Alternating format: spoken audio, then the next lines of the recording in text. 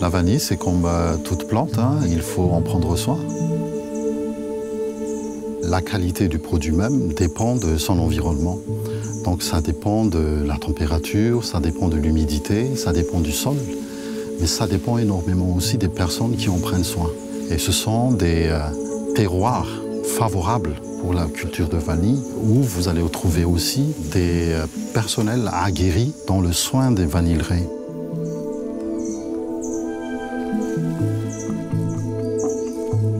La vanille, c'est une liane qui grimpe sous support et elle a besoin d'une lumière tamisée. La pratique du bio permet aux vanilliers de retrouver petit à petit les conditions naturelles de développement et de croissance dans leur habitat naturel. Chanel recherche les ingrédients qui sont actifs dans la plante. Et ces ingrédients actifs sont intimement liés avec la manière avec laquelle les plantes se développent. Donc c'est là que mon chemin a croisé celui de Chanel. La vanille planifolia, c'est une orchidée. Et la fleur, elle est très délicate. Elle fleurit pendant 24 heures et puis s'effane. C'est pour ça que c'est très important de la polliniser au bon moment. On pollinise la vanille à la main pour avoir la formation des gousses. En 1996, mon laboratoire travaillait beaucoup pour la parfumerie. Et c'est en développement en essence de vanille qu'on a vu qu'il y avait une huile très intéressante avec des molécules très originales. On a purifié ces molécules et on a développé comme ça les premières actives qui s'appellent Planifolia PFA.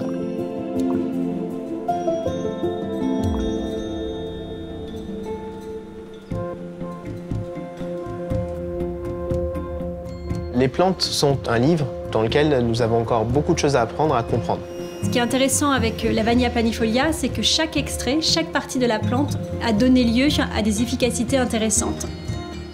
La Vanilla planifolia PFA, nous avons pu démontrer qu'elle était capable de régénérer la peau et d'activer 5 facteurs de vie qui étaient clés pour corriger les effets de l'âge. Toutes les parties de la vanille sont aussi précieuses les unes que les autres. Les fleurs, par exemple, ont des propriétés antioxydantes grâce aux flavonoïdes qu'elles contiennent. Les gousses matures de la plante, qui contiennent des polycétones, sont intéressantes en termes de régénération cellulaire. Les cellules souches, par exemple des feuilles, ont des propriétés de réparation cutanée. Et enfin, les graines sont exfoliantes. En 2004, en analysant les gousses vertes de la vanille, on a remarqué des molécules très intéressantes. L'année d'après, on a voulu confirmer les données, mais on a récolté la vanille juste un peu plus tard et les molécules n'étaient plus là. Et on s'est dit, mais c'est bizarre. Et on a remarqué que ces molécules, les éphémères, ils se forment pendant la maturation de la gousse et ils disparaissent une fois que la gousse est mûre. Ils vont activer une enzyme et cette enzyme, elle va protéger les facteurs de vie et leur permettre d'avoir une durée de vie plus longue. C'est pour ça qu'on dit que les éphémères de vanille sont des boosters de la régénération. L'extraction primaire de la vanille, c'est la première étape d'extraction qui consiste à extraire l'ensemble des molécules d'une plante. Une fois que l'extraction a été réalisée, l'huile est ensuite séparée de l'extrait et cette huile va ensuite être enrichie par le polyfractionnement pour obtenir l'actif.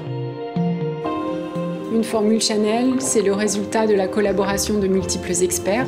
C'est l'art de créer. C'est l'aboutissement d'un travail collaboratif qui va du développement et de la valorisation de nouveaux ingrédients actifs à leur introduction en formule pour faire des produits d'exception.